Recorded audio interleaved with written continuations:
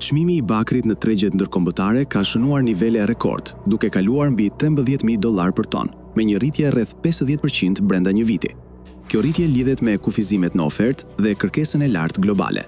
Megjithatë, pavarësisht këtij zhvillimi pozitiv në tregje, Shqipëria përfiton shumë pak nga pasuria e saj minerare, ndërsa zonat ku ushtrohet aktiviteti nxjerrës përballen me pasoja të rënda mjedisore dhe ekonomike. Koncesionari më i madh i bakrit në vend, kompania Beralb, zotrohet kryesisht nga kompanitë turke dhe kineze. Sipas të dhënave zyrtare, gjatë 11 viteve të fundit, ajo ka deklaruar kryesisht humbje financiare, ndërsa fitimet kanë qenë minimale.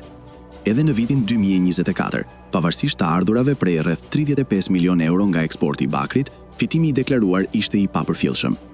Përtej bilanceve financiare, aktiviteti i kompanisë ka shkaktuar ndotje të rëndë mjedisore.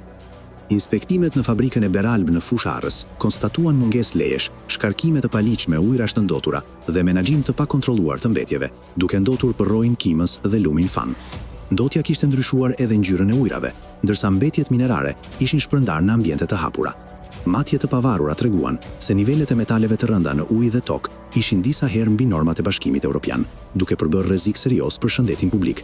Si pasojë, fshatra të tëra ndëmtuar, toka bujqësore është kontaminuar dhe banorët kanë humbur burimet e jetesës, ndërsa pasuria minerare përfiton kryesisht jashtë vendit.